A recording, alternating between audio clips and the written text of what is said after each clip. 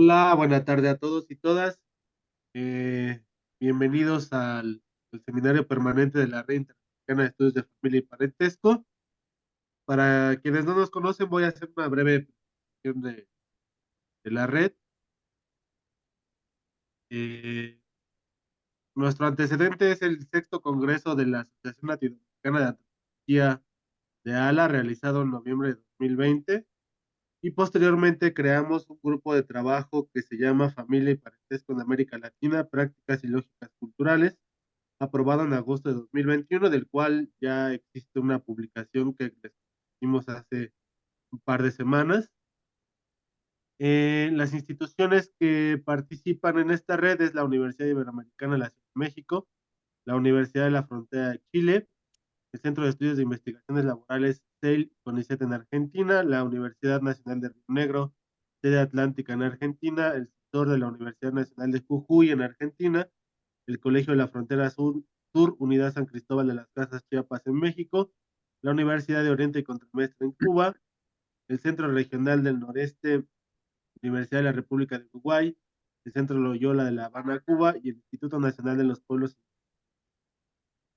Bueno, aquí les paso brevemente cuáles han sido todas las sesiones desde que se formó esta red, desde 2021 a la fecha, las cuales pueden encontrar en nuestro canal de YouTube.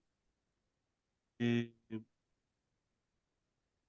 En esta ocasión, la 28ª sesión de este seminario permanente se titula Familia y Reproducción Social en San José del Rincón, Estado de México, y el expositor es Armando Sánchez Albarrán, de la Universidad Autónoma Metropolitana Azcapotzalco. De esta sesión tendremos, como es costumbre, una sesión de seguimiento el 17 de abril a las 12 horas de la Ciudad de México, 13 horas Perú y Colombia, 14 horas Chile y 15 horas Argentina. Como saben, les mandaremos la liga del acceso a la plataforma de Zoom para que podamos dialogar con Armando Sánchez Albarrán de una forma más directa. Y bueno, para la 29ª sesión de este seminario está programada el miércoles 8 de mayo, que se titula Cambio Generacional y Acciones Territoriales de Grupos Familiares de los Quetzales de Chiapas en México, y estará a cargo de Abraham Santis Gómez de la Universidad Intercultural de Chiapas, la unidad Oshuk, Noshuk en Chiapas. Y será en el mismo horario, 12 horas Ciudad de México, 13 horas Perú, Colombia, Chile 14 horas, Argentina 15.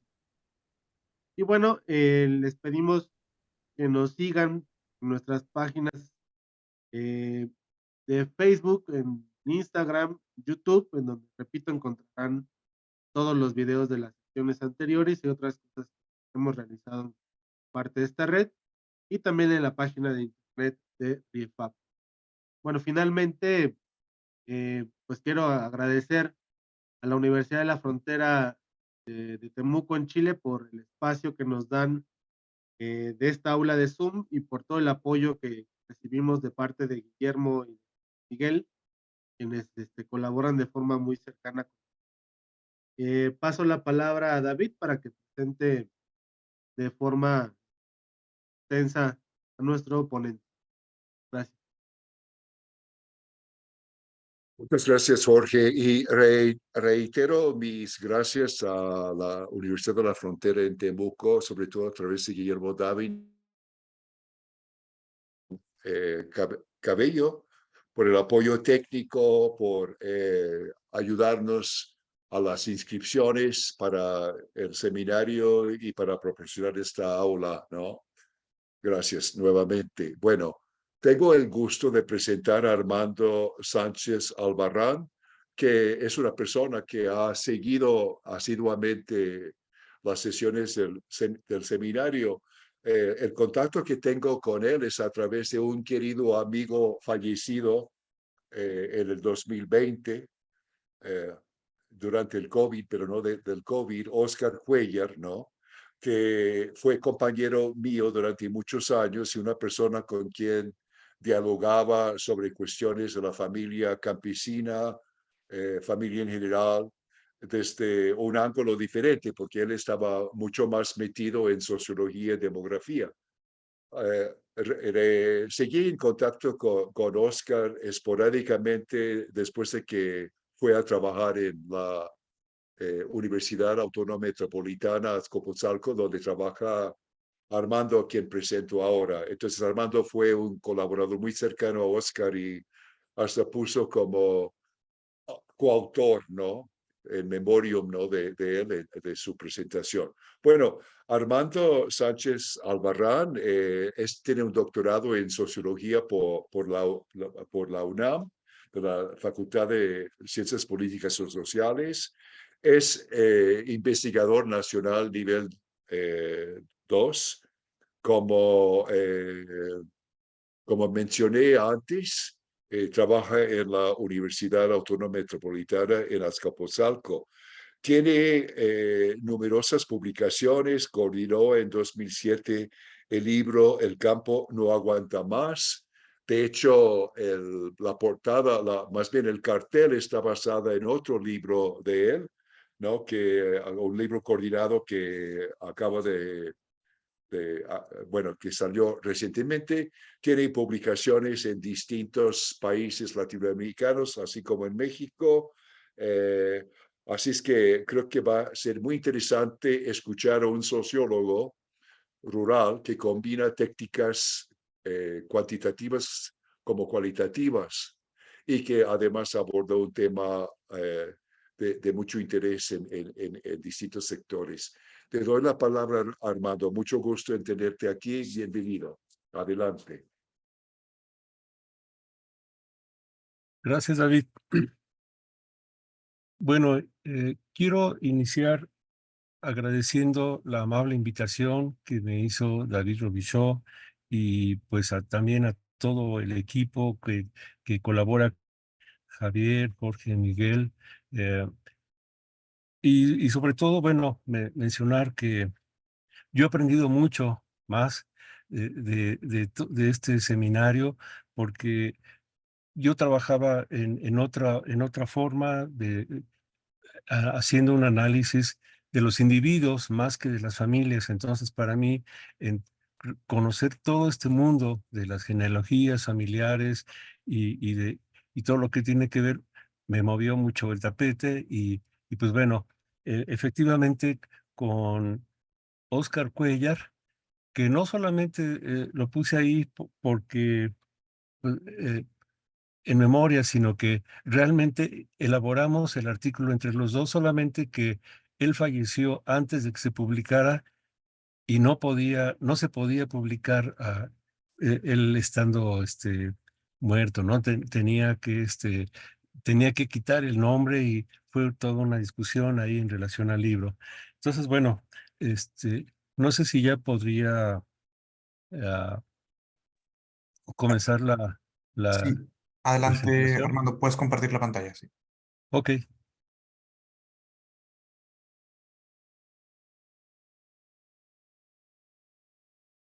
Se ve bien. Muy bien. Ok, entonces, bueno, ahí está Oscar Cuellar, que como ya bien dijo David, fueron muy amigos, colaboraban juntos en estas discusiones, y cuando llega la UAM, pues eh, eh, yo me empapé, bueno, de todo este conocimiento que Oscar Cuellar ya tenía y que yo no conocía anteriormente. Entonces, bueno,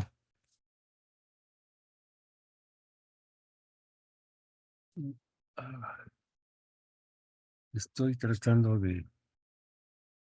Voy a salir tantito porque no puedo.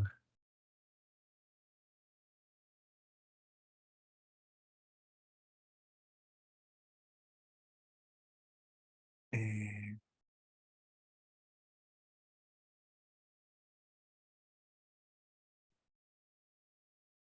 Creo que ya. sí, mira, ahí estamos viendo tu presentación, pero si quieres ir a la parte de arriba, porque dice configuración de visualización para que veamos, para que la veamos completa. Ahí, configuración de visualización y duplicar presentación. Ah, ok. Ahí.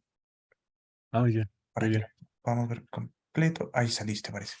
A ver, ¿Se salió? sí, Voy a volver a entrar. Si quieres la comparto yo, Armando. Está bien, porque algo está pasando aquí. sí, vale.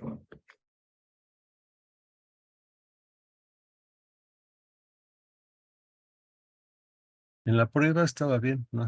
Pero ya ahorita.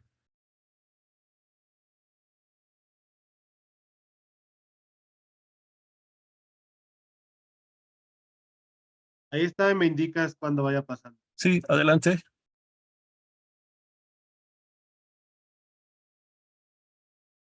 Ok, el, esta, este es un capítulo de un libro que se llama Reproducción Social, Migraciones y Agricultura en el Estado de México. Se elaboró con colegas del ICAR, de una escuela de agricultura en el Estado de México, que estaban interesados en el tema también de la migración y de la agricultura familiar. Adelante.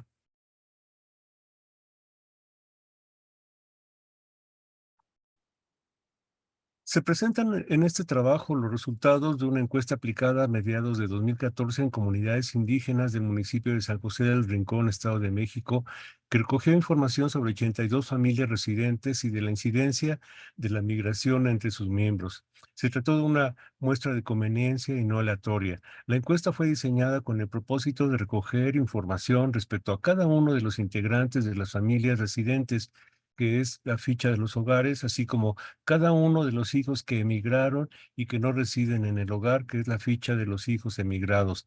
La suma de las dos fichas tenemos la familia. Adelante. De cada una de las dos fichas, hacemos un esquema como este que los ayuda mucho en la captura de la información. Entonces, bueno, por ejemplo, en este ejemplo hipotético, bueno, tenemos tres generaciones.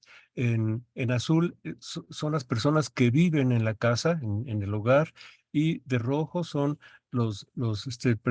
personas de la familia que han migrado, ¿no? En algunos casos como en este primer caso de una persona que tiene a su esposa y sus dos hijos.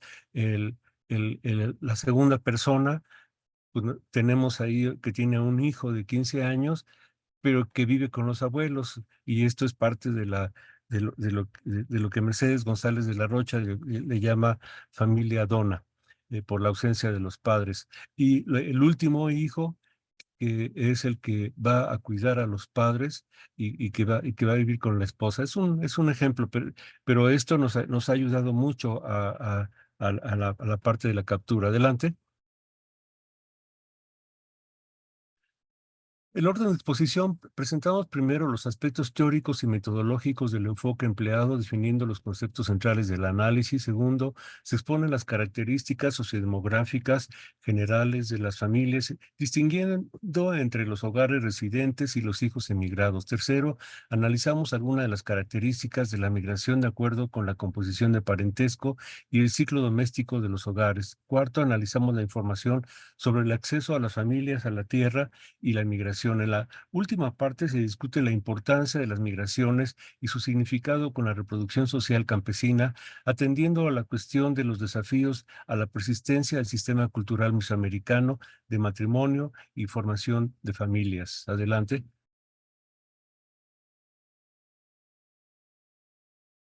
Los aspectos teóricos metodológicos, bueno, en relación a los estudios que se hacen de las migraciones, hay más desde luego, pero los agrupamos en estos cinco. Algunos analizan el papel y el significado de las remesas que envían los migrantes a sus lugares de origen y los usos que le dan a sus familias. Otro grupo de estudios son las modalidades de migración interna a partir de los jornaleros que se desplazan a campos de trabajo agrícolas del norte del país o bien a ciudades cercanas por ciertas temporadas o de forma más bien definitiva.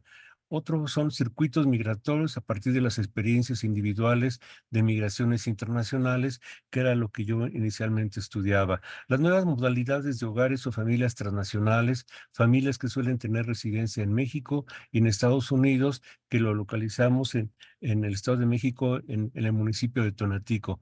Las perspectivas de género a partir de las mujeres del campo que se quedan y de las dificultades que tienen para sacar a flote a las familias. Hay otras vertientes de estudios sobre migraciones, pero digamos, consideramos que son de los más representativos. Adelante. Las características metodológicas de los estudios predominantes. Detectamos que existe una fuerte tendencia a realizar microestudios. Destacan los estudios de carácter supuestamente cualitativo a partir de entrevistas realizadas con pocas personas sin la pretensión de representatividad. Suelen considerar comunidad de análisis a individuos y parten del supuesto no comprobado de que la migración se debe a factores económicos o hasta sociales sin contemplar a la familia, ni indagan respecto a las condiciones de vida o sobre los procesos de toma de decisiones al interior de la unidad económica familiar. Por ejemplo, a partir del jefe de la familia, pues generalizan a las familias, generalizan a la comunidad, pero no toman en cuenta a los integrantes de la familia. En resumen, se alejan del rigor metodológico y de alguna perspectiva teórica. Adelante.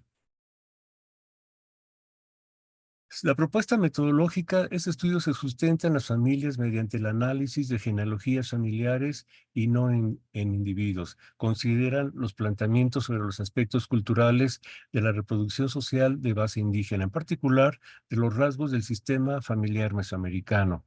Considera la atención a los cambios en la relación hombre-tierra y su posible impacto en las migraciones. Se partió de una encuesta aplicada a hogares y no en procedimientos únicamente cualitativos. Adelante. En los aspectos teóricos, el punto de partida está dado por las familias de los migrantes y por algunas de las características centrales de sus hogares de origen, tales como la fase del ciclo doméstico, composición de parentesco, tamaño, número de miembros. El enfoque da pie para hacer observaciones sobre ciertos aspectos del cambio sociocultural que se vinculan con los procesos migratorios y que parecen estar afectando gravemente a las formas de reproducción social de las familias rurales. Adelante. En una primera aproximación definimos a la familia como un conjunto de personas emparentadas, es decir, relacionadas por lazos de afinidad y consanguinidad, y al hogar como el subconjunto de miembros de una familia que viven en una misma casa. Dado los objetivos de este trabajo, aquí hablaremos de familia para referirnos al conjunto compuesto por los miembros del hogar y por los hijos emigrados de la pareja central. Adelante. La familia es un sistema de transformaciones, o más precisamente como un sistema de relaciones que teóricamente se constituyen a partir de la unión de una pareja, la unión conyugal, y que va experimentando cambios en el tiempo en el ciclo familiar. Distinguimos tres fases del ciclo familiar: el ciclo corto, desde que la mujer se casa o une a la pareja hasta los 38 años cumplidos de la mujer. La pareja tiene hijos que dependen de los padres. Siguiendo a Fortes. El ciclo medio, de los 39 a 50 años, los hijos se incorporan a actividades colectivas. El ciclo largo, de los 51 años en adelante de la mujer, cuando la mayoría de los hijos son adultos, se casan y se separan del hogar de origen para acabar con la muerte de los padres. Adelante. El sistema familiar mesoamericano se puede describir de la siguiente manera. Primero, residencia, patria o virilocal al casarse, es decir, al unirse la pareja, suele irse a vivir a casa de los papás de él. La residencia en casa de los padres de él tiende a ser prolongada y suele significar un cierto dominio de la suegra sobre la nuera. La separación de la joven pareja del hogar de los padres de él no suele darse de una vez y rápidamente, sino que supone un proceso en que primero se establece el fogón propio, cocina aparte y luego las habitaciones propias, aunque todavía en muchos casos dentro de un solar familiar paterno. Transcurrido un tiempo, la pareja se establece de manera independiente, eventualmente en algún lugar cercano. No hay conformación Información absoluta cierta sobre la manera en cómo se da la residencia cuando hay otros hijos que se unen además del primero o cuando solo hay hijas, aunque la tendencia parece ser que varios hijos casados coexisten en el solar paterno. Adelante. En el centro del país hemos detectado que predomina una disminución de las tierras acelerada por la reforma al artículo 27 de la Constitución al cancelar en los hechos el reparto agrario, al derogar la fracción décima. El promedio, cada ejidatario cuenta con 2 hectáreas que son insuficientes para vivir de esa tierra y heredar además a los hijos. La Procuraduría Agraria además entrega la tierra del padre cuando fallece a un hijo solamente, pero en modalidad de dominio pleno. Al disminuir la cantidad de tierras, el resultado será la expulsión continua de una cantidad considerable de la población del campo y la tendencia a la desaparición del sistema familiar mesoamericano. Adelante. Aspectos metodológicos. Utilizamos una ficha de miembros residentes del hogar con información de edad, el sexo, la relación de parentesco con el jefe del hogar de cada uno de los miembros de la familia que residían en el hogar familiar, escolaridad de cada persona, si trabaja o no, y si recibía ingresos. Otra ficha de hijos emigrados, inclusión de preguntas sobre sexo, edad, escolaridad de los hijos migrantes, así como lugar de residencia actual. Una ficha de actividades económicas de la unidad si disponía de tierra, el número de hectáreas que se tenía y la clase de título para el uso, propiedad, arriendo, préstamo, más otras cuestiones sobre las actividades agrícolas que realizaba el jefe del hogar. Adelante. El municipio de San José del Rincón, la población entrevistada consta de, bueno, habría que señalar que el municipio de San José del Rincón, pues es nuevo, apenas de 2003, este, eh, porque antes pertenecía a otro municipio. La población entrevistada consta de habitantes indígenas y no indígenas, aunque con un indudable pasado mazahua de comunidades rurales en el municipio de San José del Rincón. El municipio se ubica en la parte noroeste del Estado de México y colinda al norte con el Estado de Michoacán. Cada una de las poblaciones cuenta con menos de 2.500 habitantes. Adelante. Bueno, aquí hay unas imágenes de la presidencia municipal en San José del Rincón, Pueblo Nuevo, en medio, la iglesia, la- el mercado local y las mujeres vestidas a la usanza, sobre todo las mujeres mayores, muchas veces continúan con su vestimenta tradicional. Adelante. Respecto a la organización social, se constató un fuerte arraigo de la población en la participación de cargos religiosos y cívicos, muchos de ellos regidos por reglas vividas que establecen ciertas actividades asociadas a deberes comunitarios, cívicos, políticos o religiosos, como lo que estudió Leif Korbach sobre el sistema de cargos. Por lo general, las mujeres se ocupan en la ciudad como trabajadoras domésticas y los hombres como albañiles.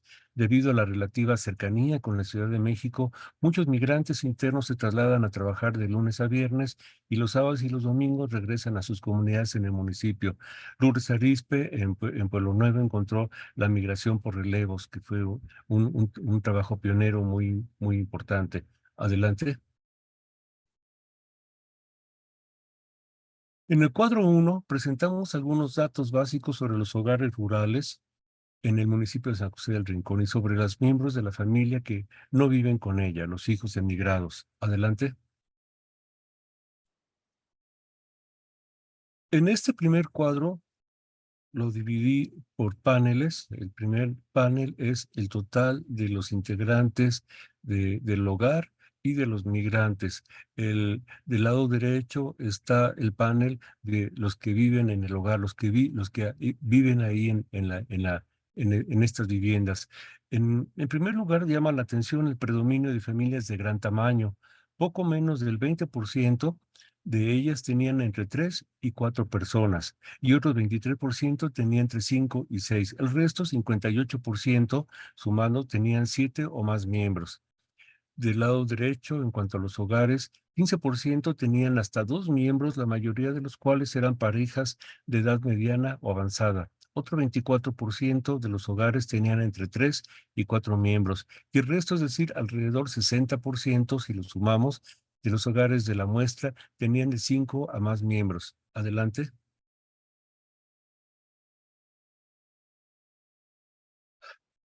El panel 3 representa a los hijos que viven fuera. Las familias que no tenían hijos inmigrantes apenas eran 17%. La mayoría de los casos, las familias tenían un hijo o dos viviendo fuera. Un 30%, un hijo, 23%, dos hijos fuera. Del lado derecho tenemos el último panel. Nos da una idea del porcentaje de miembros de las familias que no vivían con ellos.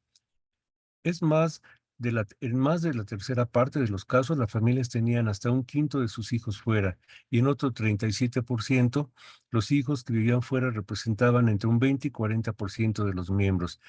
Estos datos son congruentes con los del panel anterior, de acuerdo con el cual la gran mayoría de las familias en promedio tenían hasta 2 hijos fuera. Adelante.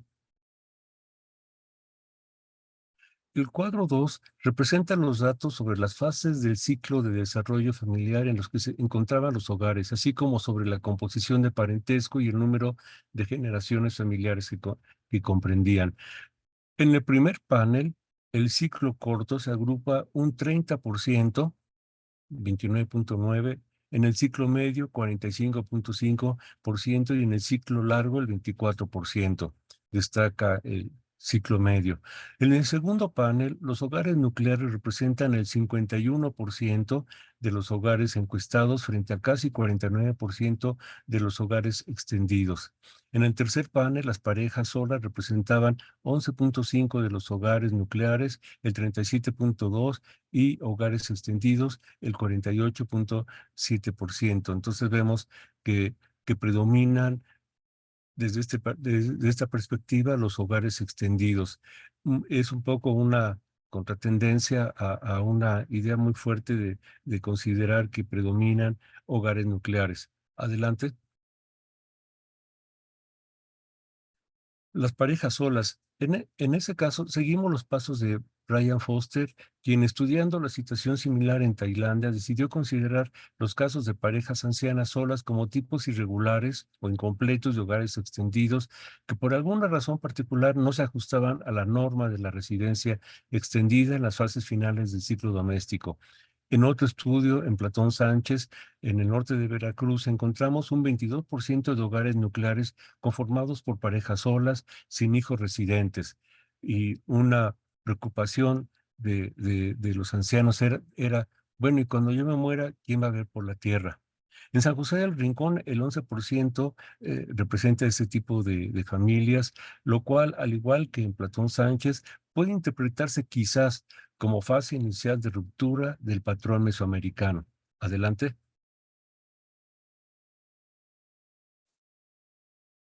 El número de generaciones en el hogar, bueno, en el último panel, llama la atención que casi el 8%, 7.7%, los hogares solo tenían una generación. ¿Cómo puede entenderse esto? Puede ser que parte de la respuesta se relaciona con la distribución extraña, paritaria, del panel anterior, de familias nucleares 51.3% y extendidos 48.7%. Adelante.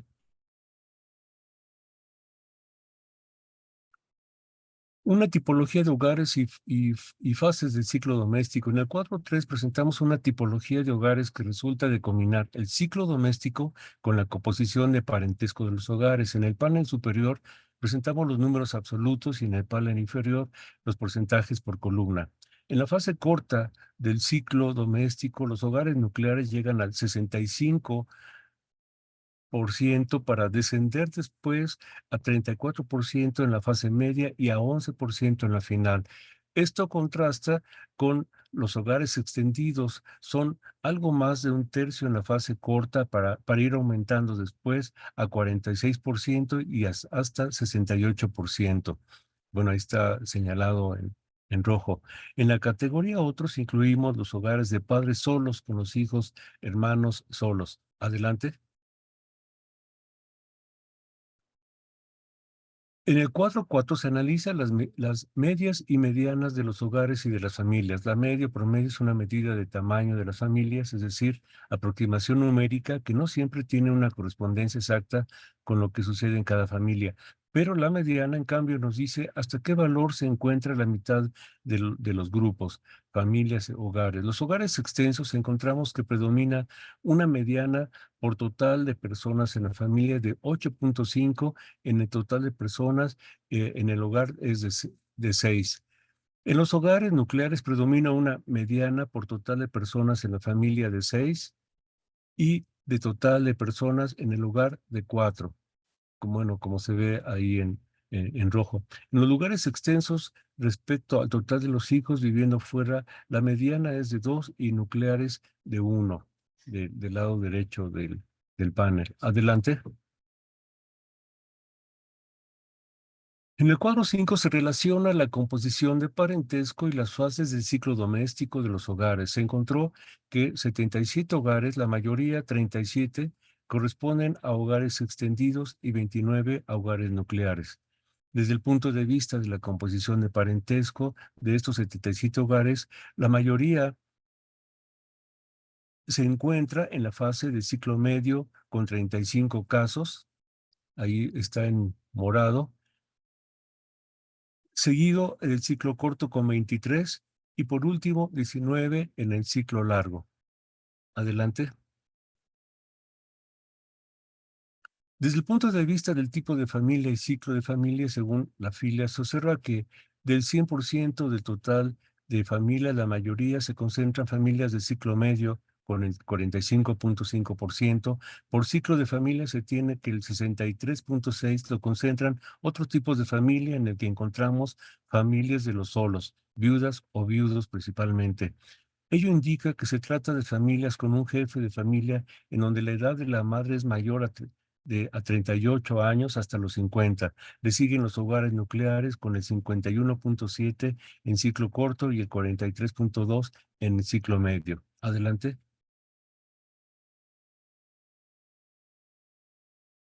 En el cuadro 6 se muestran los hogares con y sin hijos fuera, por tipos de hogares.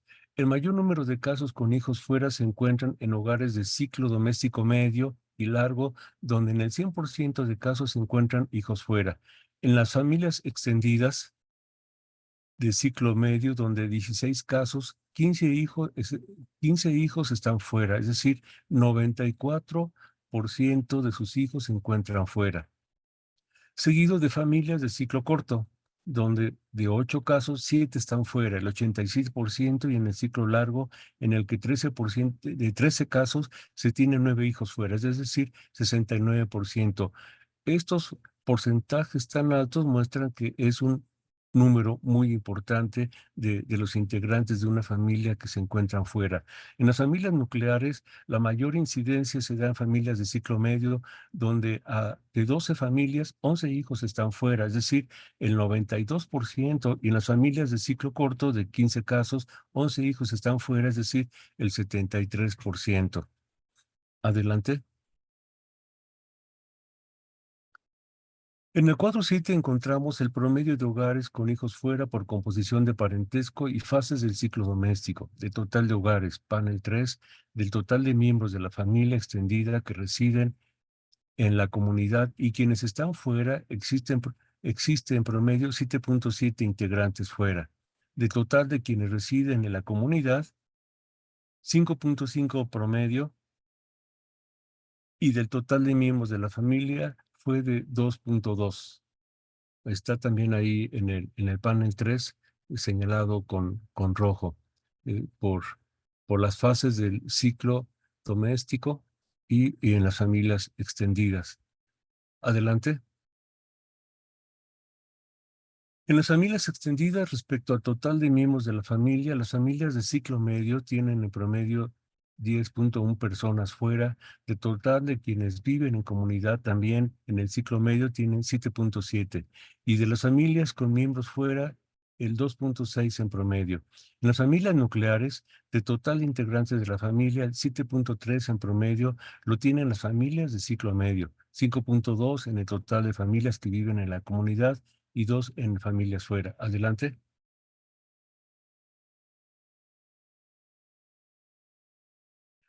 Conclusiones. En el trabajo se discuten algunos de los postulados relativos a la teoría del sistema familiar mesoamericano, el cual se refiere a dos aspectos determinados social y culturalmente: el matrimonio de residencia y el sistema de herencia. A partir de ahí se relaciona con el estudio sociodemográfico de los colectivos familiares, que difieren de los estudios a individuos.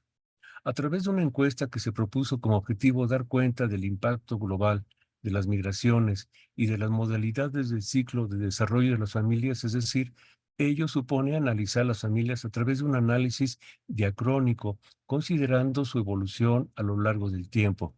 Lo anterior para analizar el impacto de las migraciones de los hijos, así como el volumen y las modalidades de dicha migración, y así evaluar la manera en que afecta la supervivencia del sistema familiar mesoamericano en la zona de estudio.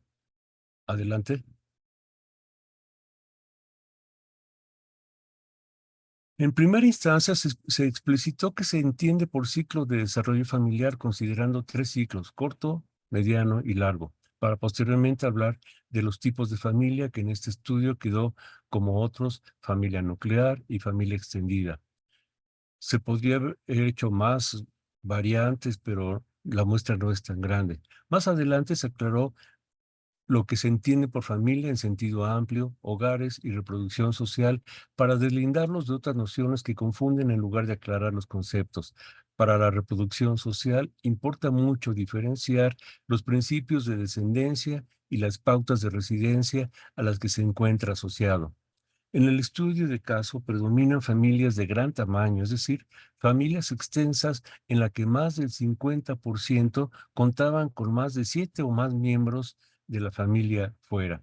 Respecto a los hogares o familias que residían en el municipio, más del 60% eran hogares con 5 o más miembros fuera. La mayoría de las familias tenían más del 30% de hijos viviendo fuera. En promedio, los hijos emigrados representaban más de una cuarta parte del total de miembros de la familia, lo que indica una situación de migración generalizada centrada en hijos de ambos sexos. Casi un 8% de los hogares tenían una generación. Los hogares nucleares representaban un 53.3% de hogares encuestados frente a un 49% de hogares extendidos. A diferencia de otros estudios, se encontró que quienes migran mantienen aún fuertes lazos con los integrantes de la familia que residen en la comunidad, debido principalmente a la proximidad de la comunidad de origen con otras ciudades como Toluca o la Ciudad de México. Adelante. Una proporción significativa de hogares rurales, 85%, representaban como nucleares, aplicando las categorías que suele usar INEGI. De estos hogares, más de 2/3 se ubicaban en la fase de fisión del ciclo de desarrollo familiar, lo cual constituye una notoria anomalía. En efecto, la fase de fisión del hogar original, paterno, comienza cuando los hijos varones se han casado y tienen descendencia. En ese momento, el hogar paterno se reduce a los padres ya ancianos y a su último hijo, que según la teoría del sistema familiar mesoamericano, se queda para cuidarlos, heredando la muerte de sus padres, el solar y la casa familiar. Expresado en terminología sociodemográfica, esto significa que esta fase de desarrollo familiar del hogar debería estar conformada como extensa, compuesta por 2 núcleos conyugales: el de los padres y el hijo ultimogénito. Examinando los datos, nos dimos cuenta de que los hogares que nos llamaron la atención solo se componían por los padres y que todos sus hijos habían emigrado hacia las ciudades. ¿Es un error de captura o es un cambio social? El artículo muestra que se trata de lo último, es decir,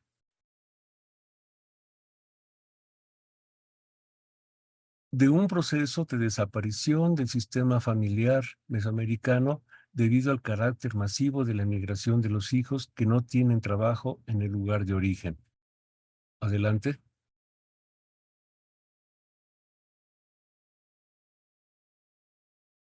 Adelante. Gracias.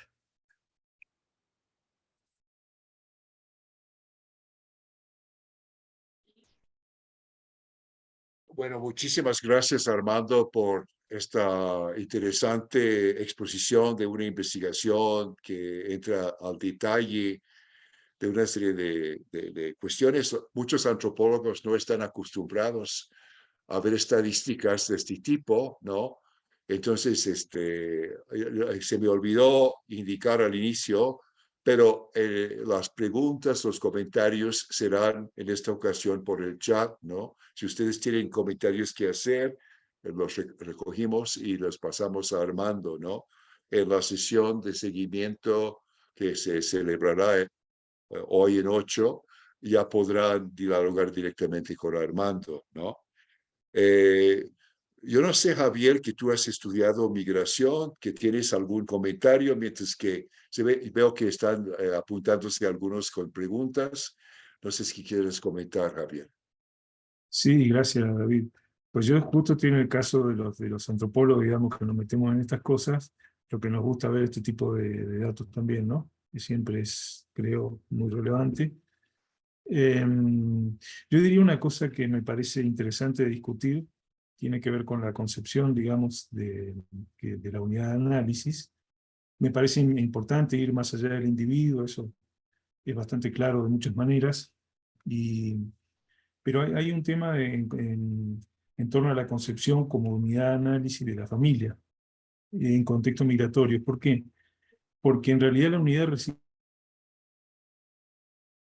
residencial, digamos, está compuesta por gente que vive ahí, claro, pero en términos presupuestales, digamos, o de organización del grupo familiar, resulta que se nutre de remesas que llegan desde Estados Unidos, donde fuera. O sea, cuando uno mira el presupuesto, a dónde va el dinero, cómo se maneja, resulta ser que esa familia, con una concepción, digamos, que exceda lo residencial, tiene una organización que trasciende incluso, no solo trasciende fronteras, sino que vive de ocupar espacios diferenciales, ¿no? Me parece un asunto clave que no siempre se reflexiona mucho sobre esto, simplemente lo pongo sobre la mesa. Eso por un lado, y por otro lado, en términos de unidad de análisis, pues se ha visto, hemos llegado, digamos, como a la convicción, quienes trabajamos en cuestiones migratorias, de que finalmente estamos ante un proceso social complejo, etcétera, todo eso que podemos decir, pero también suele ser muy relevante la dimensión comunitaria, es decir, tenemos a la grupo familiar como un elemento clave, pero tenemos también la dimensión comunitaria que podemos, digamos, explorar, y eso es, pues, digamos, de alguna manera, digamos, difícil de lograr, creo, desde el punto de vista conceptivo. Sin embargo, se me ocurre, y esta es una pregunta ya más concreta, de que como es un proceso social, no necesariamente todas las comunidades están involucradas. Entonces, me gustaría saber si comunidades cercanas, vecinas, próximas a, a San José del Rincón, también son comunidades con alta migración, o más bien hay algunas que no. Y entonces podríamos tener cosas para comparar, digo, muy interesante. Esa es pregunta concreta, digamos. Lo otro es una reflexión de orden más general.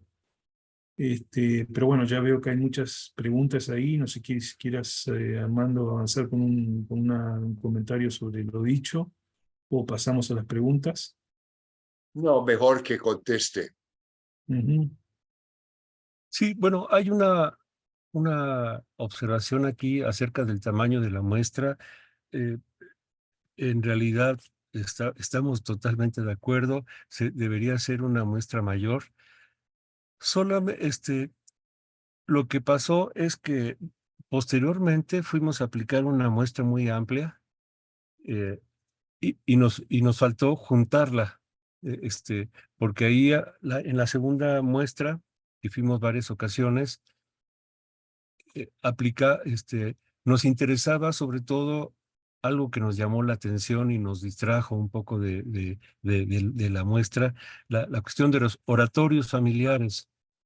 Habíamos encontrado que había muchas pequeñas, como iglesias muy pequeñas.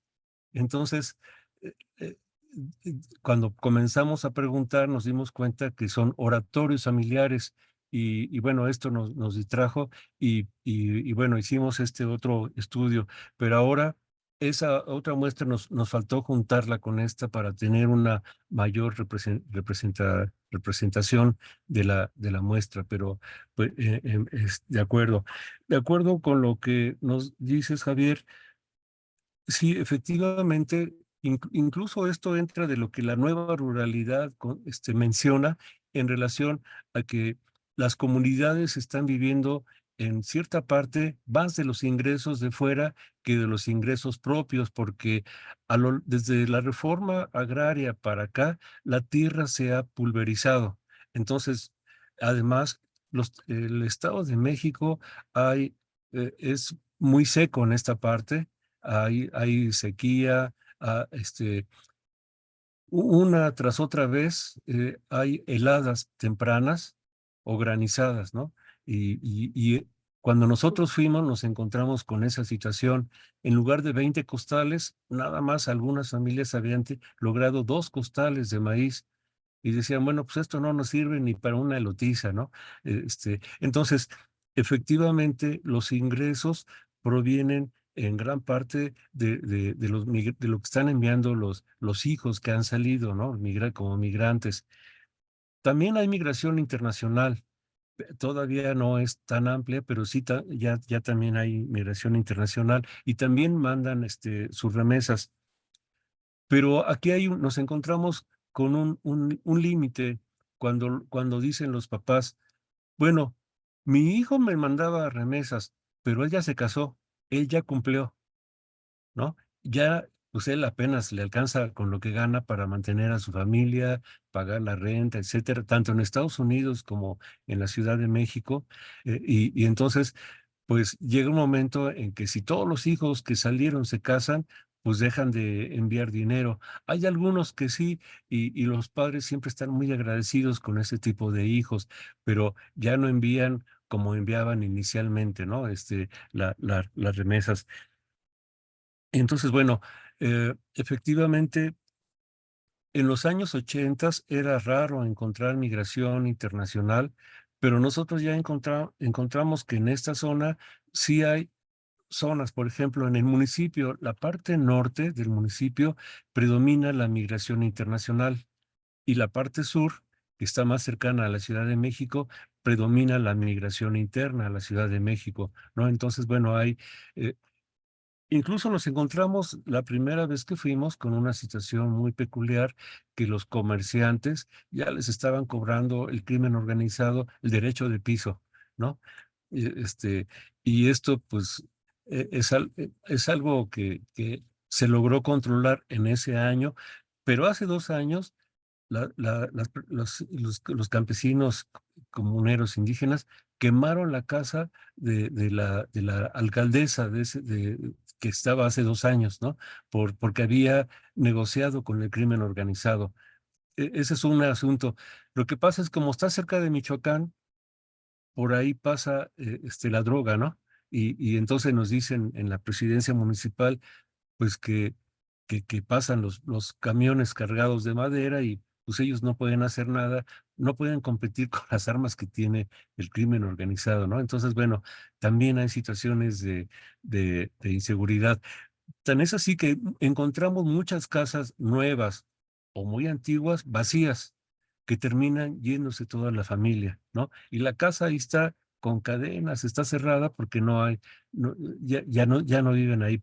Prefirieron irse a la Ciudad de México o a Toluca o los lugares donde fueron a trabajar.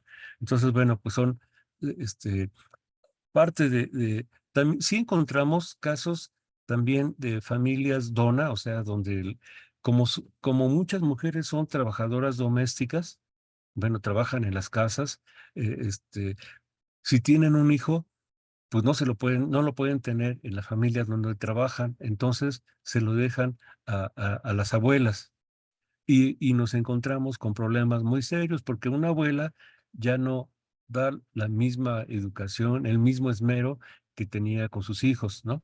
Y entonces andan con problemas en la escuela y esto nos lo dijeron también los directores de las escuelas, ¿no?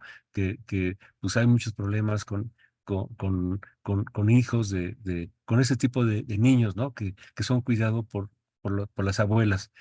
Entonces, bueno, pues son parte de esos nuevos procesos, ¿no? Migración internacional, la familia dona y familias que van, bueno, los jefes de familia que van y vienen el fin de semana, pero no nos encontramos con un sistema de desintegración tan fuerte como lo encontramos en Veracruz, en el norte de Veracruz, porque ahí tienen que emigrar a lugares más lejanos, ¿no? Hasta Jalisco, la Ciudad de México, Morelos o Monterrey, que queda muy lejos, y entonces se quedan los abuelos, los padres solos y sin que nadie los cuida, entre ellos están, entre los viejitos ahí se están cuidando, ¿no? De las mismas familias, pero preocupados y quién va a ver por la tierra una vez que ellos se mueran, ¿no?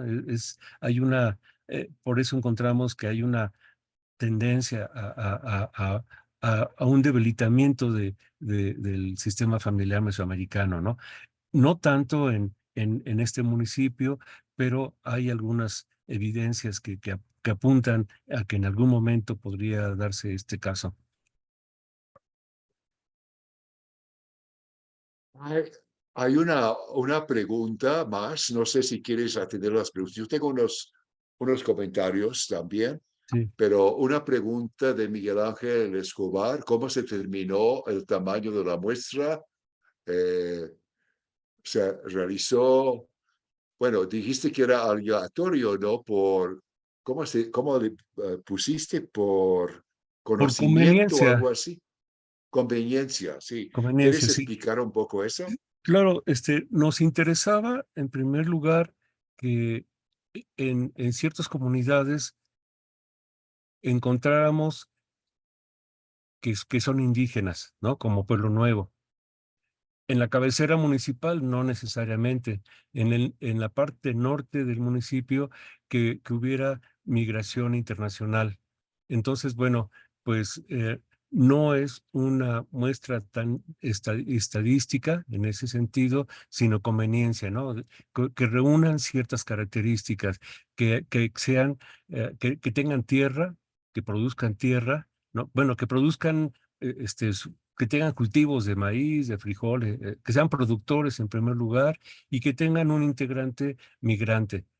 Son las principales características que nos interesó para poder hacer esta muestra.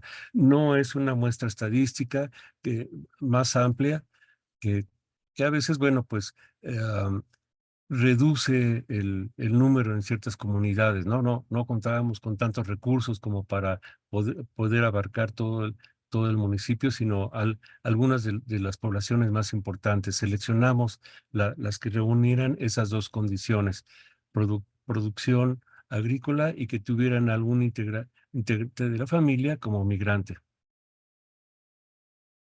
Perdón, estoy salteando las preguntas porque vi que hubo algunas previas, por ejemplo, de Tomás Dimas. Primero, felicitar a los autores de este trabajo y segundo, preguntar cuáles fueron los criterios que guiaron para hacer la definición de los tipos de hogares. ¿A qué se refieren los ciclos? ¿Quieres abundar un poco en eso, por Sí, favor? claro.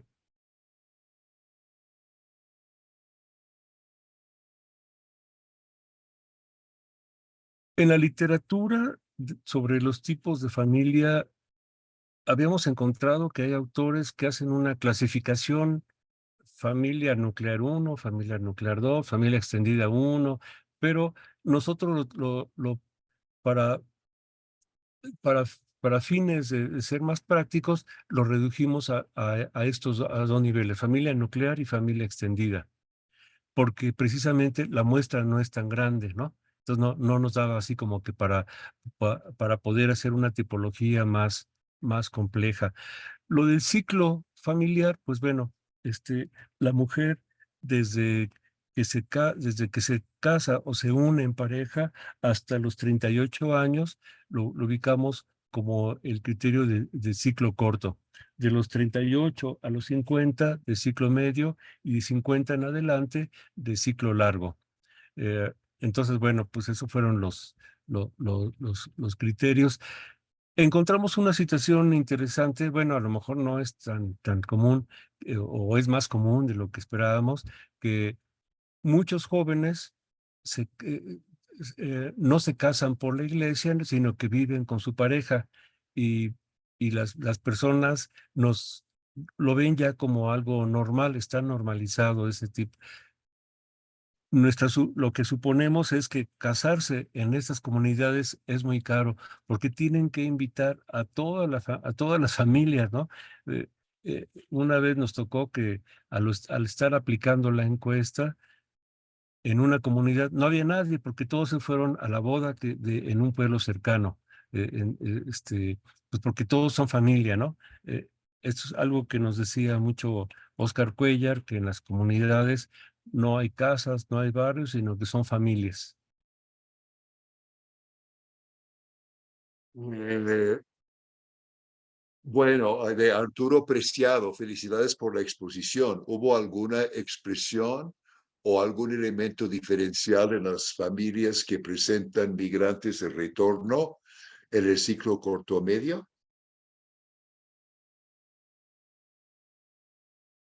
Bueno, no podría mencionar ahorita si en el ciclo corto o medio, pero efectivamente, pues les tocó a muchos migrantes las políticas restrictivas después del 11 de septiembre, para migrar, y entonces nos encontramos con tres cosas. Una, que a muchos migrantes, sobre todo por la crisis de 2009, 2010 en Estados Unidos, pues se regresaron, pero ya compraron por ejemplo, un taxi, y estaban juntando dinero para volverse a regresar a Estados Unidos.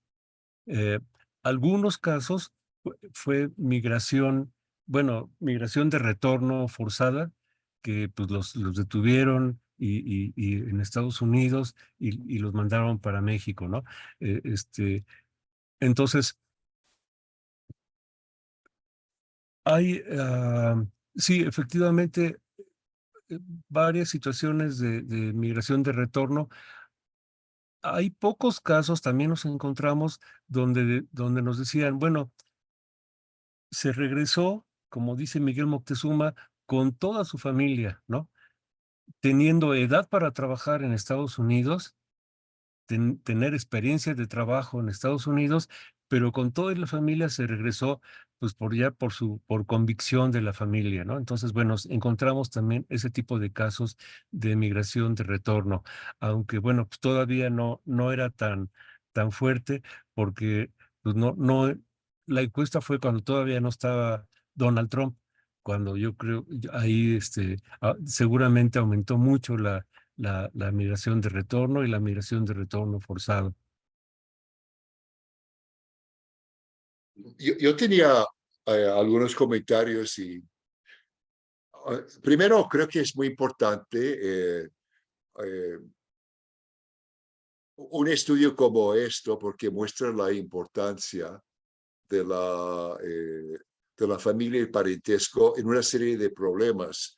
Estoy retomando una idea que presentó Javier en el recién congreso de ALA en Rosario, donde estuvimos presentes en una mesa redonda sobre nuestro grupo de trabajo, familia y parentesco. Y muchos piensan que familia y parentesco, bueno, en un momento habían sido como quizás temas por sí o en sí, pero también es muy importante pensar en la dimensión familiar y parental en una serie de problemáticas, ¿no? Lo estamos viendo aquí, como mencionaste, pues, de ir más allá del individuo, ¿no? En este caso. También lo vimos en el caso de la producción artesanal que presentó Ujú. Patricia Moctezuma, ¿no? Que son grupos de trabajo y todo eso. Entonces, es importante tomar en cuenta eh, asuntos de familia y parentesco, no solamente como objeto en sí, sino como algo esencial en el abordaje de una serie de problemas. Por otro lado, me sigo como, nunca me convenció cuando vi trabajos de sociólogos el término de ciclo corto, ciclo largo. ¿Por qué no hablan simplemente de la fase o la etapa del ciclo de desarrollo, no? Para mí, el ciclo no es ni corto ni largo, es la fase, ¿no? O sea que no sé si quisieras o pudieras abundar en eso. O sea que ahora sí es cuestión como de traducir. Bueno, cuando ustedes hablan de eso, yo pienso en términos, no, pues, expansión, fisión, etcétera, etcétera, de que hablaron Chayanov y Fortes, ¿no? Ujú. Eh, pero bueno, pues son como cuestiones como de la disciplina que se han instalado, ¿no? También por otro lado, estas parejas de ancianas donde no encuentran, ¿no?, la familia extensa, ¿no?, que debería uno de esperarse. Yo no estoy casado con mi propuesta de la familia, del sistema familiar mesoamericano como algo eterno, ¿no? Yo desarrollé eso a partir de una revisión de mucha bibliografía y de observación en el campo bastante directo, ¿no? Y con estadística también en el pueblo que estudié. Pero estos estudios en que me basé fueron realizados en una época en que la gente vivía de la agricultura, ¿no?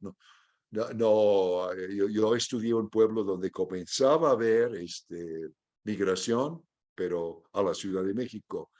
Pero no estoy tan seguro si se puede hablar del fin del sistema, porque quizás quienes estén apoyando a estas personas no viven en la casa, ¿no? O sea que entiendo que también el hogar es una unidad de observación y es comparable, ¿no?, con otros lugares. Pero también, como dijeron cuando mencionaron los oratorios, hay cosas que van más allá del hogar, ¿no? Que no, el hogar, pues los fijamos. Y también ustedes se dieron cuenta en el campo, por ejemplo, lo que dijiste de la boda, ¿no? Algo está pasando ahí que está fuera de la encuesta que yo estoy elaborando de acuerdo con una serie de problemáticas que elaboré quizás por lecturas, ¿no? Bueno, son como gajes del oficio, si quieres, ¿no? O sea que los antropólogos luego tendemos a ser como muy de casos particulares y a veces también muy subjetivos porque nos tocó conocer a tales personas. Admiro también el intento de generalizar, ¿no? Pero también hay una serie de cuestiones que habría que hacer ajustes en todo eso. O sea que yo también he andado en lo cuantitativo y lo respeto mucho, pero también lo cualitativo y, bueno, mis respetos a estos esfuerzos. Ahora, la cuestión de las casas que están como cerrados, igual también las personas, así que eso se ha visto en migraciones, estudios de migración a Europa, y a lo que sucede cuando las personas llegan a cierta edad, o sea que igual metieron todo su dinero en la casa en Portugal. Estoy pensando en migrantes en Francia, portugueses. Se ven muchos anuncios de casas que se rentan, con el deseo de volver a Portugal ya de viejos. Pero resulta que sus hijos no quisieron volver y prefieren estar con sus nietos. O sea que hay una serie de factores que hay que tomar en cuenta para explicar. Claro, también puede ser, se hallaron en la ciudad y prefieren hacer su vida ahí. Conozco casos personales de eso, incluso yo, ¿no? Bueno, uno decidió, bueno, no, ahí no voy a poder vivir, ya me adapté, o sea que como que muchas veces el deseo del migrante es de volver, pero que hay circunstancias o sea que yo creo que habría que tener cuidado en generalizar en esto y ahí es donde entrarían como estudios detallados de caso, ¿no? Que uno tendría que hacer. Ahora, también me llamó la atención, pero creo que puede ser la explicación de por qué el número muy grande de familias extensas, una proporción muy grande, ¿no? Porque yo llegué a hacer un censo, entre comillas, sí censé como 60 casas de 170, pero conseguí información sobre migración, economía, dependencia de la agricultura por genealogías, ¿no? Y pero llegué a hacer una cosa total, que hay muy pocos, ¿no?, censos totales como etnográficos. Un caso sería el de de Félix Jorge Báez, ¿no? En su estudio de los popolocas, me parece, del sur de Veracruz, y también de Hugo Notini, y generalmente el porcentaje de familias extensas es menor que la que tú mostraste, ¿no? Aunque sí, todo el mundo pasa por la etapa extensa en su vida, ¿no? O sea que, pero cuando uno hace una foto, encuentra que, pues sí, es como 30%, quizás 40%, pero creo que ya me quedó claro por la muestra, ¿no? Que lograron, ¿no? Los intereses que tenían. Esos serían los comentarios y preguntas, y te felicito por este trabajo.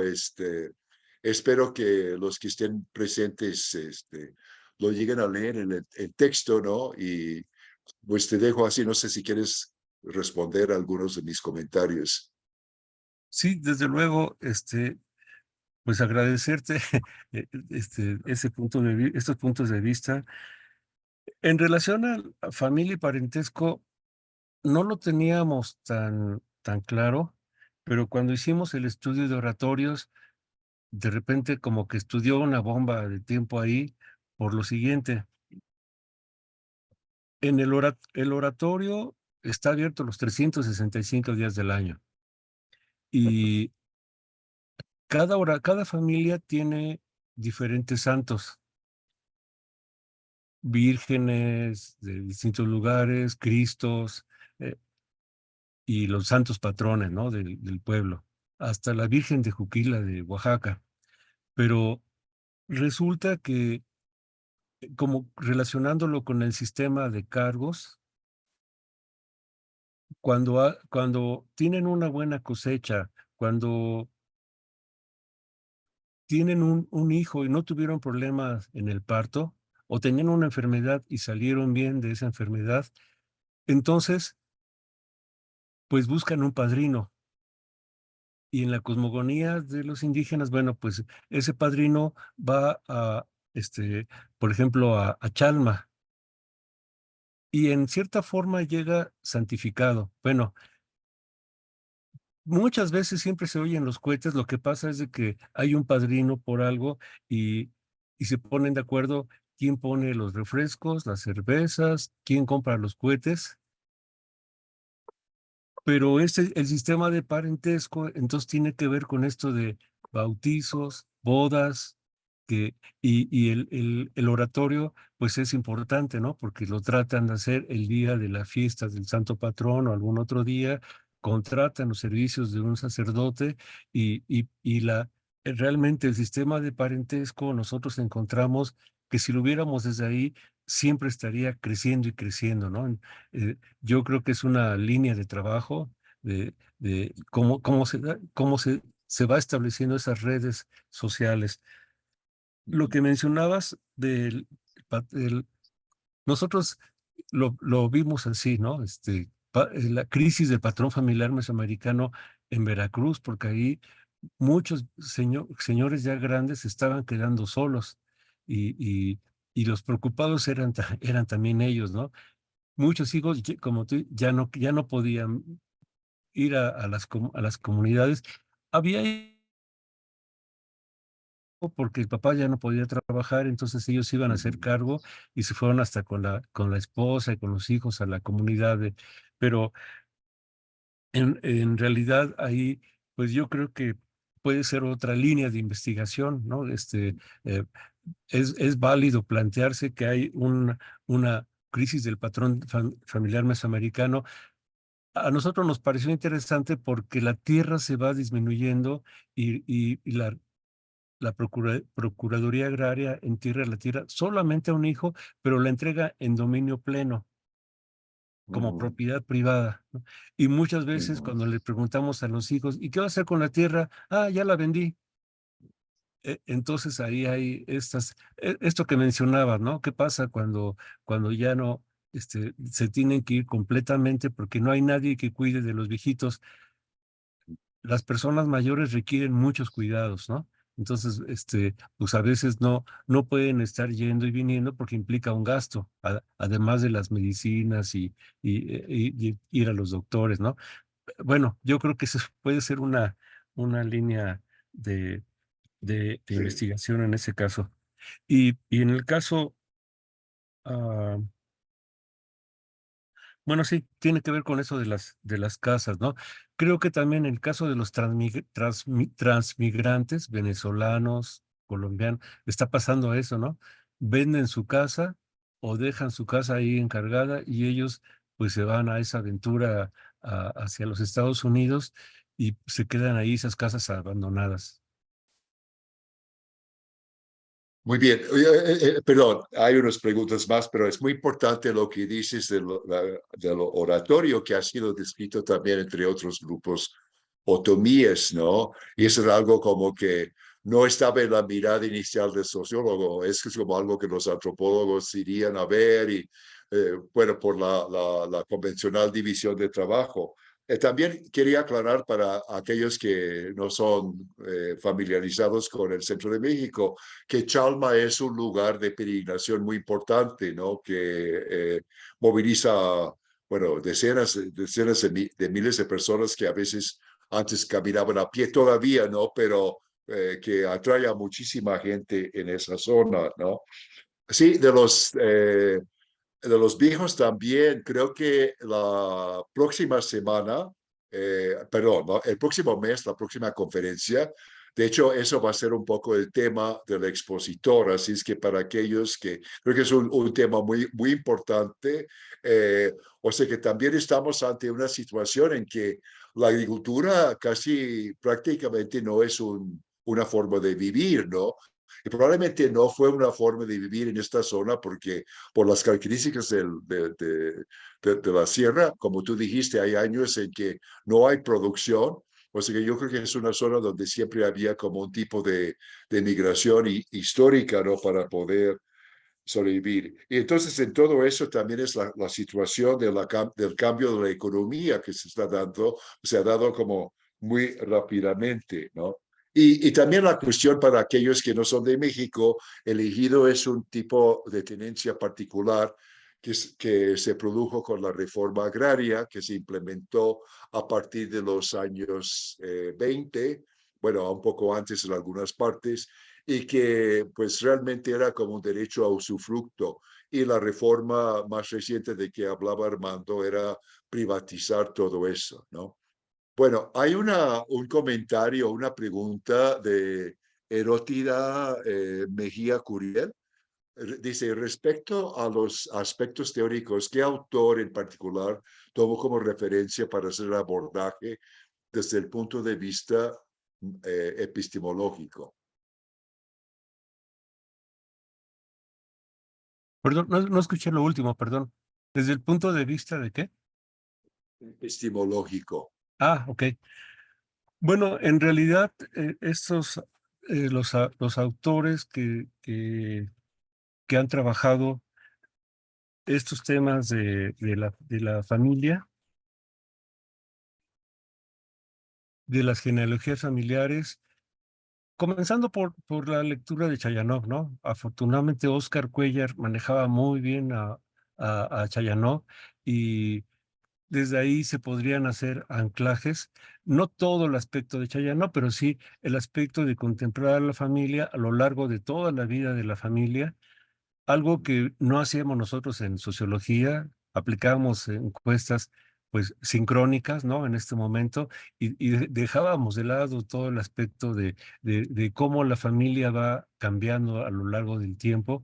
Y pues bueno, la Fortes y otros autores que han trabajado acerca de esto del ciclo de la familia, eh, desde luego, Vania Sales y las colegas de, del Colegio de México, ¿no? Los trabajos que hicieron a partir de los años 80, pues bueno, eh, compartíamos estas lecturas, tanto Oscar como yo, entonces eso nos ayudó mucho, ¿no? Para poder hacer esta tipología. Las propuestas también propias de Oscar, que ha trabajado desde el punto de vista sociodemográfico, pues que incluir estas definiciones, ¿no? Entonces, bueno, pues son esas lecturas que con mucho gusto puedo ampliar en la siguiente sesión.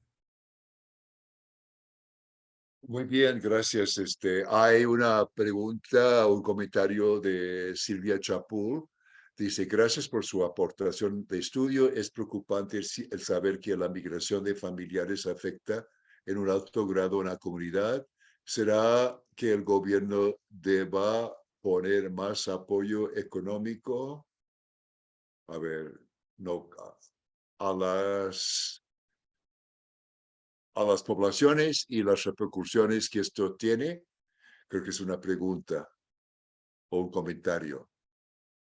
No Bueno, sé sí si puedo decir quieres. que estas comunidades le llegaron en la época de Peña Nieto todos los programas sociales. Aún así persisten las migraciones. Piso firme, el programa del hambre que estaba en ese momento, pero pues eso no detiene, eso mitiga, ¿no?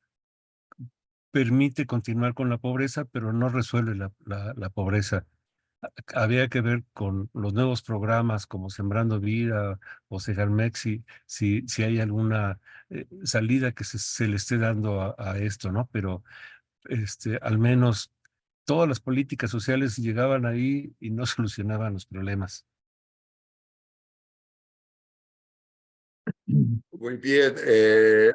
Hay una pregunta que no sé de quién es, pero es alguien que dice que se acaba de conectar a la conferencia y si me pueden contextualizar sobre el tema y el objetivo de esta.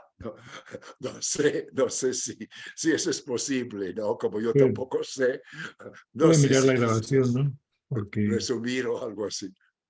Bueno, pueden yo mirar. quisiera nada más mencionar que no voy a poder contestar, pero por falta de tiempo, pero sí quisiera mencionar que lo que estábamos haciendo con varios colegas inicialmente era el estudio de individuos que hacen un viaje, decía Oscar Cuellar, como Ulises, ¿no? En la Ilíada, así que parece una epopeya.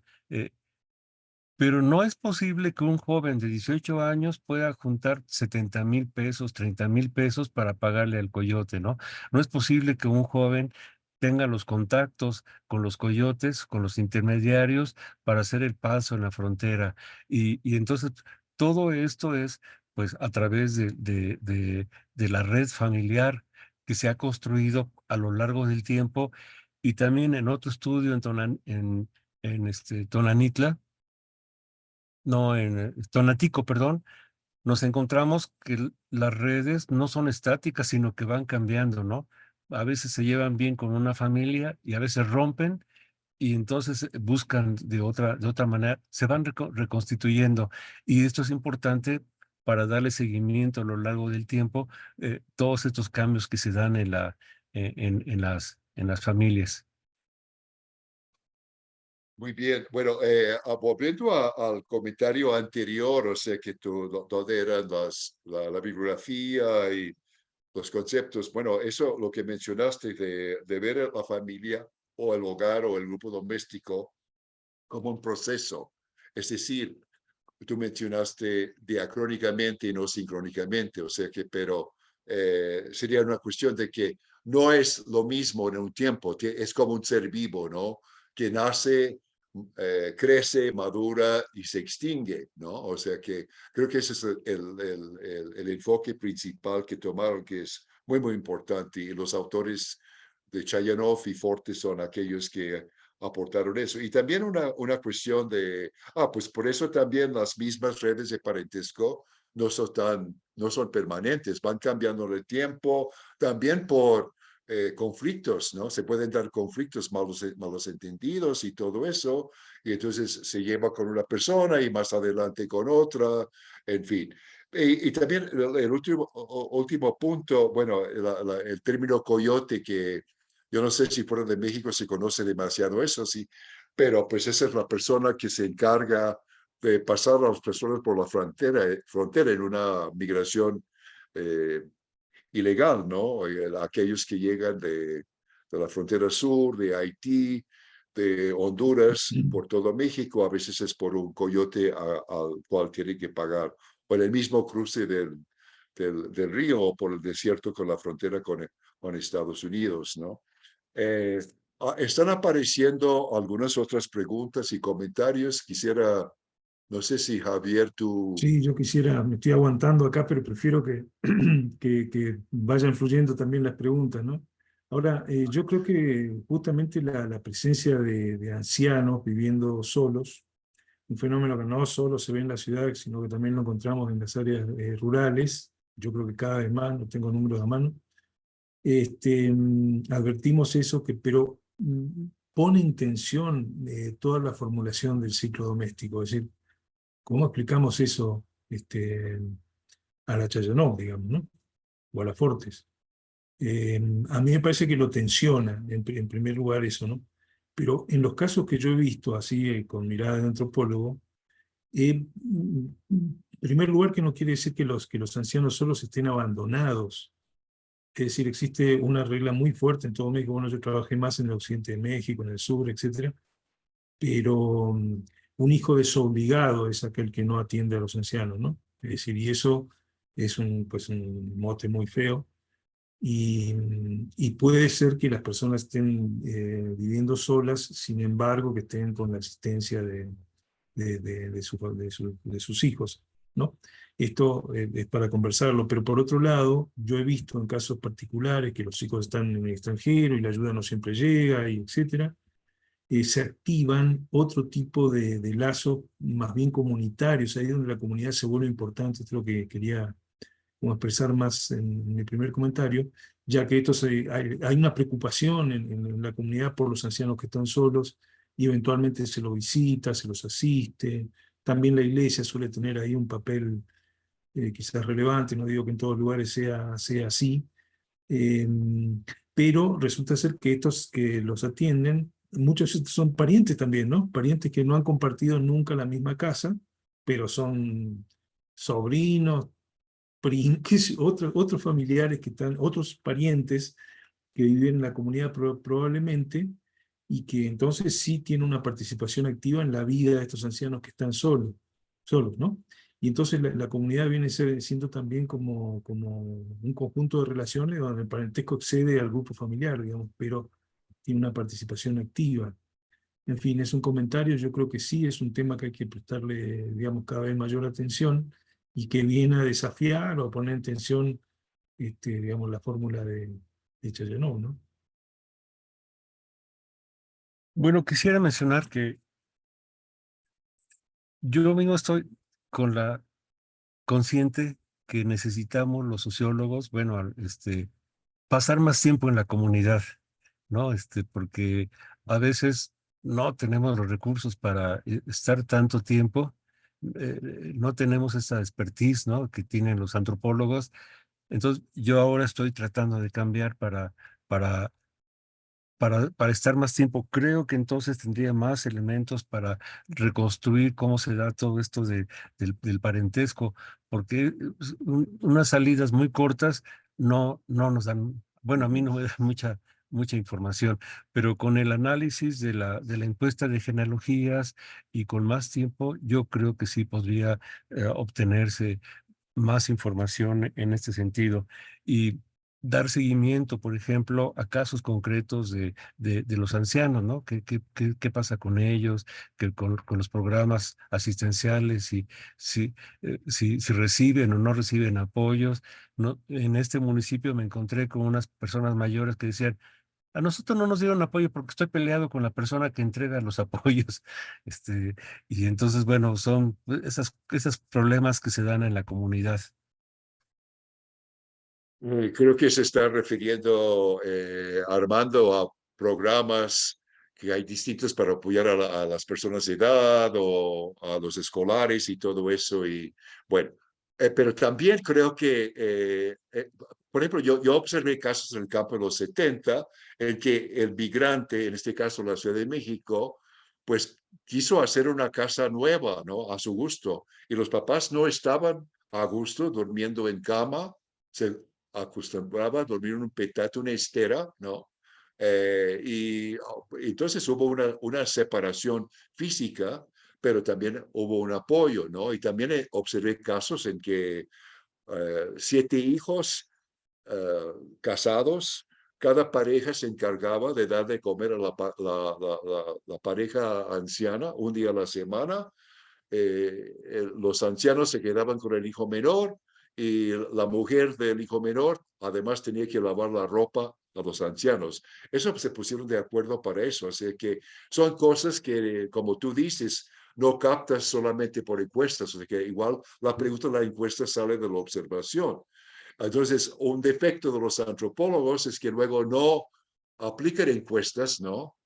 Por cosas que observaron, y el defecto de los sociólogos es que tienen esquemas y no tienen tiempo para indagar en cosas que están viendo que, como tú bien mostraste, que tienen plena conciencia de eso. Pero también yo digo que en estos tiempos, con limitaciones en las becas, tampoco muchos antropólogos tienen el tiempo para estar en el campo o no encuentran el tiempo, ¿no? Que deberían de estar más ahí. Ahora, quiero mencionar algo porque hay un comentario en el chat.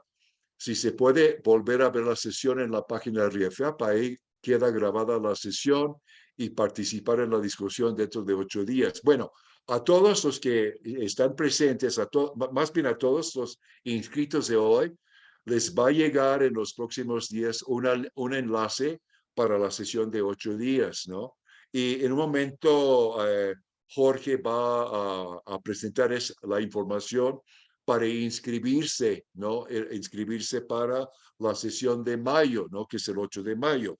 También quisiera comentar que en abril y mayo normalmente hacemos la sesión el primer miércoles, pero no ha sido el caso por vacaciones. El 1 de mayo es el primer miércoles del mes, entonces no vamos a tener sesión. En este caso, en muchas partes, son vacaciones la semana después de Semana Santa, ¿no? Entonces, por eso tenemos estos cambios en el programa. Pero en momentos les va a pasar la liga para poderse inscribirse en la siguiente sesión, y a todos los inscritos en esta van a recibir un enlace para la sesión de seguimiento, y ahí podremos abundar más en algunos de estos temas y otros que quizás quedaron pendientes, ¿no? Para tratar. No sé, Javier, Armando, ¿quieren agregar algo más? Sí, Quizás haya algunas preguntas más. Sí, adelante. quisiera plantear, yo creo que podría ser un tema también de investigación relacionado con el sistema familiar mesoamericano, el asunto de la violencia de género. El último día que estuvimos en el municipio, el presidente municipal nos dijo: en este municipio ya han venido de derechos humanos y nos dicen que hay mucha violencia interfamiliar.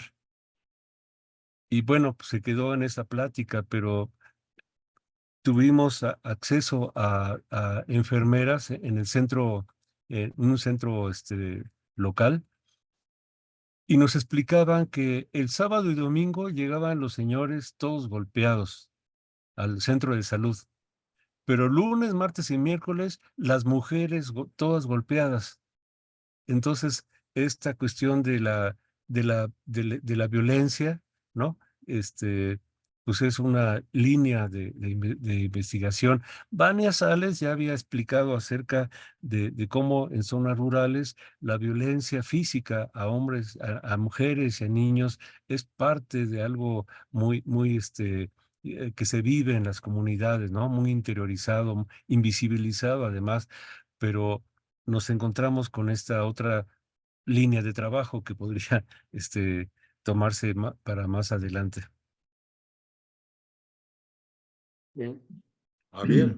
Sí, no, David, yo creo que estamos en muy buena hora para ir cerrando ya el evento, pero al margen de eso, el día, entonces sería el 8, perdón, el próximo miércoles, podemos abundar en este tema y en otros, digamos, para quien tenga preguntas o comentarios, o en fin. Así que se puede seguir, digamos, profundizando en todo esto, Armando y los compañeros que están participando en el próximo miércoles. No sé, David, yo creo que ya estamos en buena hora para ir cerrando el evento. Bueno, hay un comentario que sería importante ampliar acerca de la reproducción social. Y alguien está preguntando si hay certificados de esto. Sí. Y también esperamos en los próximos días subir a nuestra página la grabación de esta sesión. Así es que es la información sobre el grupo en general. También en YouTube lo que pueden hacer es RIEFAP, YouTube, y van a encontrar nuestra página con todas las presentaciones anteriores. Comenzamos precisamente en abril de 2021, ya cumplimos 3 años de este seminario y pues pueden encontrar todas las impresiones ahí, ¿no? Bueno, también está comentando Diana Corona, una línea necesaria de investigación sobre la violencia de género, los derechos sexuales y reproductivos de las mujeres indígenas en estas localidades, ¿no? Pues eso sería como, daríamos la bienvenida de alguna investigación sobre ese tema, podría ser una sesión de nuestro seminario, ¿no? No sé si alguien más quisiera agregar algo. Quizás podrías volver a pasar el cartel de la siguiente sesión y también poner en el chat la liga para inscribirse, ¿no? Creo que va a complementar esta presentación con algunas de las cosas que hemos visto aquí, sobre todo la cuestión del cambio generacional, ¿no? Y Jorge, si podrías poner la liga en el chat del evento. Pues yo por mi parte, felicidades Armando y muchas gracias. Gracias a ustedes por la invitación. No, muchísimas gracias, Armando, por compartir con nosotros. Siempre viene el diálogo interdisciplinario, ¿no? Y bueno, pues es que no todos aquí somos antropólogos, ¿no? Pero somos la mayoría los que hemos organizado esto y nos ha gustado mucho escucharte. Entonces, también podrán ver